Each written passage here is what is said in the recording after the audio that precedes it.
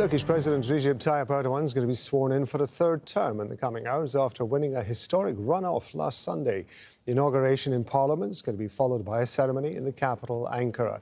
Dozens of world leaders, as well as the head of NATO, have been invited. Erdogan took more than 52% of the vote in the second round of the presidential ballot, defeating Kemal Kılıçdaroğlu, Osama bin Javid's life race in Ankara. So given that this is the third time that he's been inaugurated, he's presumably the president's pretty used to this. What's going to be happening?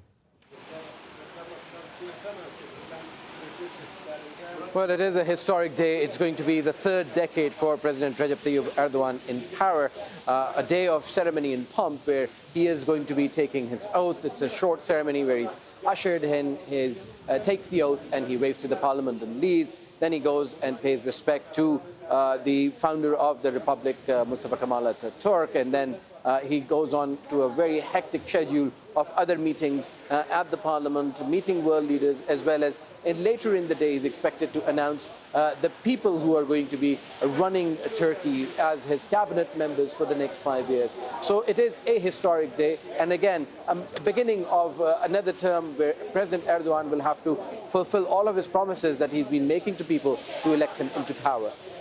And you were talking about him unveiling his cabinet and rebuilding his cabinet. That's going to be key, and a lot of people are going to be watching that because, of course, Turkey's facing a lot of issues. The main one is the economy, and who he puts in charge of that is going to be very interesting, isn't it?